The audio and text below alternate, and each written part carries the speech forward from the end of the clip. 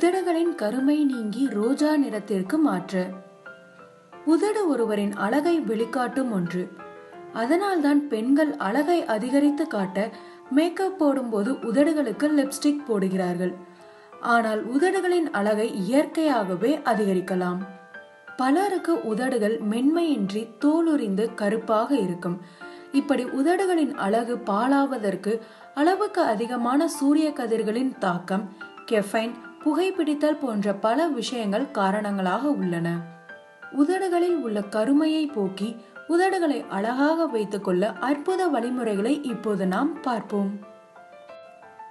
முதலாவதாக எலும்பிச்சை.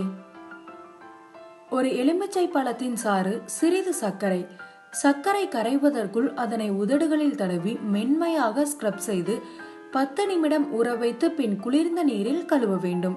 இந்த செயலை தினமும் இரவில் படுக்கும் முன் செய்து வந்தால் 5-6 நாட்களிலேயே உதடுகளில் உள்ள கருமை நீங்கி உதடுகள் மென்மையாகவும் அழகாகவும் இருப்பதை காணலாம்.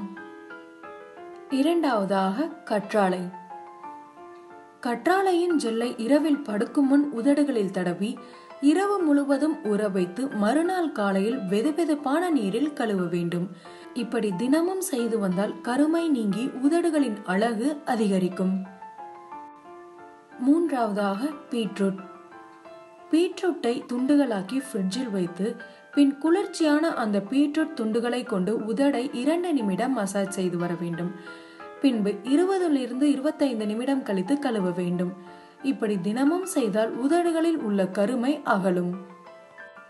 நான்காவதாக கேரட். கேரட் ஜூஸை எடுத்து ஒரு பஞ்சில் நனைத்து தினமும் உதட்டில் தடவி வந்தால் நல்ல பலன் கூடிய விரைவில் கிடைக்கும். வறட்சியான வெடித்த உதடுகள் வசீகரமாக மாறும்.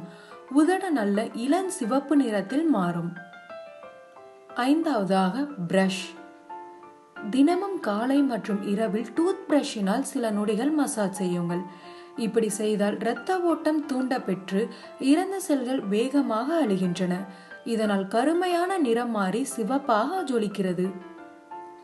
ஆறாவதாக ஆரஞ்சு.